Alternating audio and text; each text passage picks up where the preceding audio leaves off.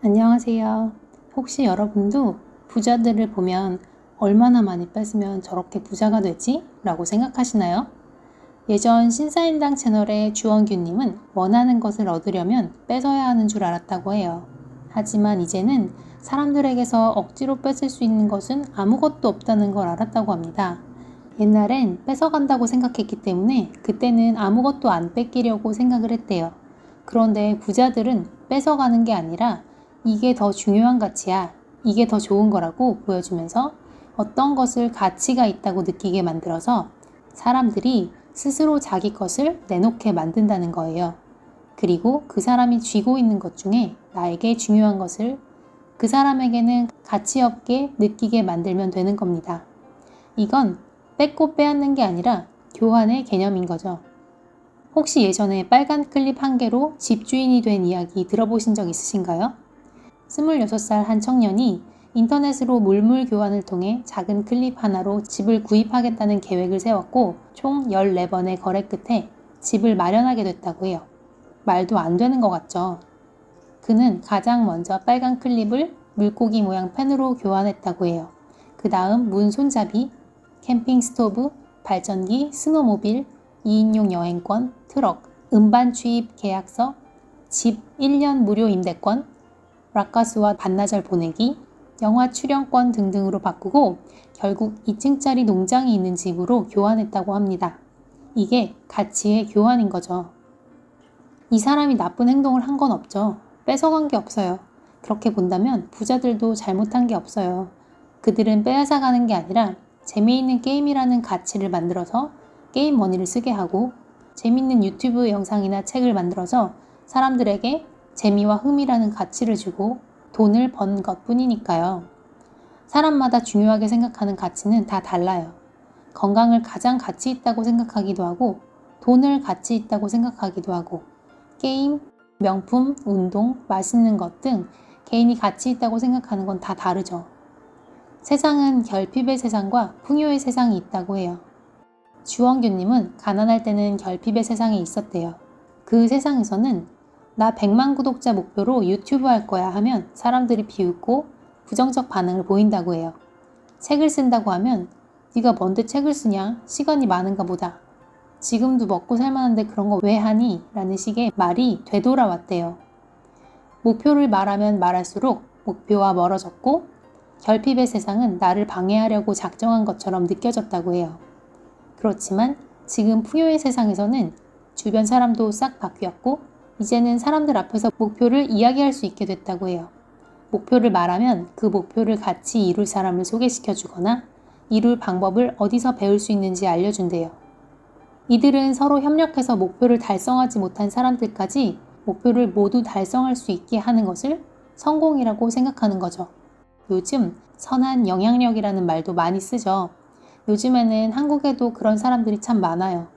유튜브나 책으로 쉽게 만날 수 있는 켈리최 회장님, 김승호 회장님, 주원규 PD님, 그리고 이외에도 이미 성공했다고 할 수 있는 정말 많은 분들이 사람들을 도와요. 지금은 누구나 쉽게 좋은 강의도 들을 수 있고 존경하는 사람들과 소통할 기회도 있어요. 그 사람들이 평범한 사람들을 돕기 위해 공개적으로 애쓰고 있으니까요. 부자 마인드를 공부하는데 필독서인 하브에커의 백만장자 시크릿 12번째 챕터 둘 다 가질 수 있다에 나오는 내용입니다.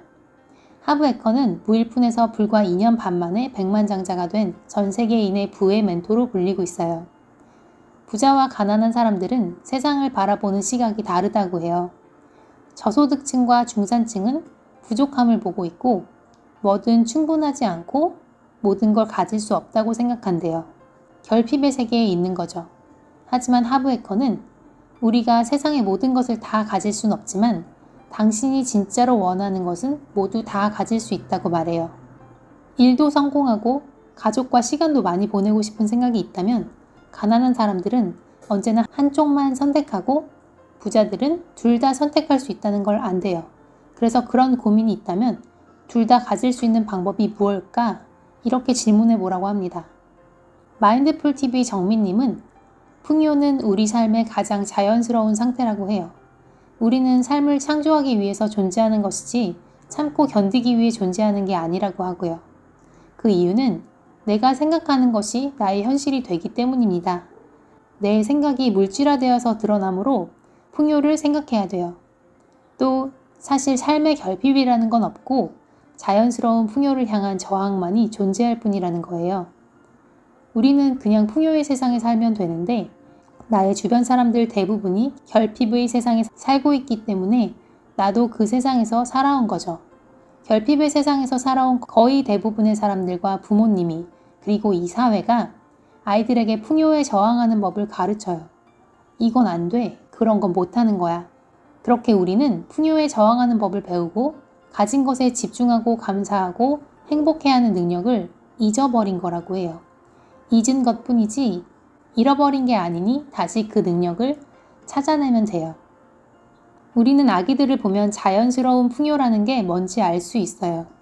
아기들은 아무것도 없이도 행복하게 웃을 수 있고 자신의 좋고 불편한 느낌을 정확히 알고 표현하죠. 지금 당장 풍요의 세상에 살면 삶이 즐거워진다고 합니다. 당장 통장에 돈이 입금되는 것은 아니지만 더 건강하고 행복한 인생을 누릴 수 있고 어쩌다 통장을 들여다보면 풍요는 도착해 있다고 합니다. 그게 바로 부자의 에너지를 가지고 살아가는 거라고 하고요. 아기들처럼 자연스러운 풍요를 느끼기 위해서는 내면에 의식을 두는 연습을 해야 하는데 그래서 정민님은 나를 소중하게 대하고 내 몸의 변화와 감정에 매일 집중하라고 합니다. 보통 마음 공부를 하면 몸, 마음, 감정 이런 것들은 내가 아니다 라는 말을 많이 듣는데 감정에 집중하라고 하는 이유가 있대요. 감정은 내가 아니고 감정이 나를 괴롭힐 땐 감정에 집중하지 말아야 하지만 또 이 감정이라는 것은 내가 가야 할 길을 정확하게 알려주는 나침반이라고 해요. 풍요는 원래 우리의 근원이므로 가진 것에 감사하고 내가 지금 얼마나 풍요로운 상태인지 느껴보라고 해요. 시크릿과 끌어당김의 법칙은 나의 본래 모습을 깨닫는 과정일 뿐이라고요. 시각화나 확언 등을 통해 느낌을 느껴야 한다고 강조하잖아요. 사람들이 돈은 인생에서 다른 것들보다 중요하지 않다고 합리화하는 경우도 많아요. 하지만 하브에커는 이렇게 물어요. 당신의 팔과 다리 중 무엇이 더 중요한가? 우리에게는 돈도 행복도 가족도 건강도 인간관계도 다 중요해요. 내가 많이 가지면 다른 누군가가 덜 갖게 될 거야. 부자들이 돈을 너무 많이 가져서 가난한 사람들이 돈이 없는 거야 라고 생각하는 건 돈이 한정되어 있다고 생각하기 때문이겠죠. 하지만 풍요의 세상에서는 한정된 것은 없습니다. 이제까지 나의 목표와 내가 살아온 방식이 잘못됐던 게 아니라 결핍의 세상에서 태어나서 살아온 것은 어쩔 수 없었던 것이죠. 그러니 이제는 거기서 빠져나올 선택을 해야 돼요. 뺏고 뺏기는 경쟁을 하려고 애쓰지 마세요. 우리는 풍요를 생각하고 풍요의 세상에서 살아가면 됩니다. 오늘 내용은 여기까지입니다.